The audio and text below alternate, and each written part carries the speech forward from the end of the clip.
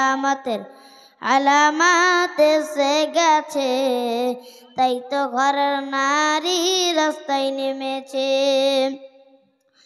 ওরে হাট বাজারে মার্কেটে যান দেখবে শুধু নারী, কেউ বা আবার সেজে গুজে করছে দোকানদারি। সব কিছুতে আছে নারী, কেউ বা চালাই হুন্ডা গাড়ি। সব কিছুতে আছে নারী, কেউ বা চালাই হুন্ডা গাড়ি, কেউ বা আবার অফিস আদালতে চাকরি করতেছে। কিয়ামতের আলামাত এসে গেছে, তাই তো ঘরের নারী রাস্তায় নেমেছে। কিয়ামতের আলামাত এসে গেছে, তাই তো ঘরের নারী রাস্তায় নেমেছে।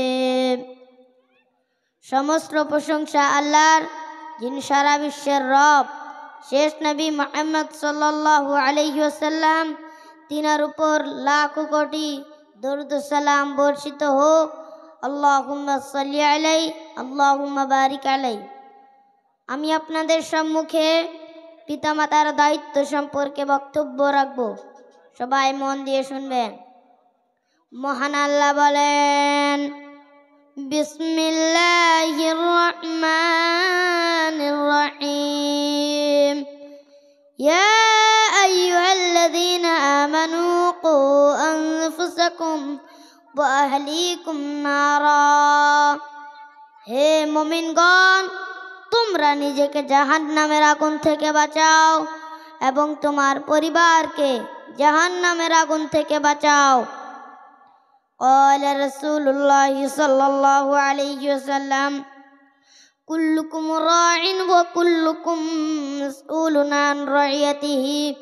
আল্লাহ রাসূল সাল্লাল্লাহু আলাইহি ওয়াসাল্লাম বলেছেন, তোমরা সবাই দায়িত্বশীল এবং তোমাদের সবাইকে কিয়ামতের দিন দায়িত্ব সম্পর্কে জিজ্ঞাসা করা হবে। قال رسول الله صلى الله عليه وسلم مروا أولادكم بالصلاة وهم أبناء 7 سنين واضربوهم عليها وهم أبناء 10 سنين।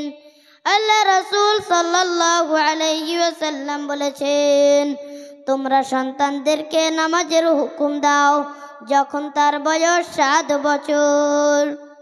কিন্তু আমরা সন্তানদেরকে নামাজের হুকুম দেই না। আমরা বলি, বাবা বলে ছেলে আমার বিড়ি ধরিয়ে আন, যেতে আসতে নিভিয়ে ফেলে মার একটা টান। ছেলে বলে কেমন জিনিস ধোঁয়া বাহির হয়, গোটা একটা খেয়ে দেখি কেমন লাগে তাই। আপনি বাপ বেটাকে বলছেন যে বেটা একটু বিড়িটা ধরিয়ে আন না রে, ও বিড়িটা ধরিয়ে নে, একটু টেস্টিং করে দেখছে কেমন জিনিস ধোঁয়া বাহির হচ্ছে। ও টেস্টিং করতে করতে বিড়ি খেতে শিখে গেল। তাহলে দোষ কার?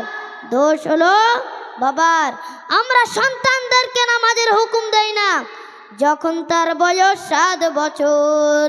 7 বছর হলো নামাজ পড়ে না, 8 বছর হলো নামাজ পড়ে না, 9 বছর হলো তবুও নামাজ পড়ে না, 10 বছর হলো তবুও নামাজ পড়ে না।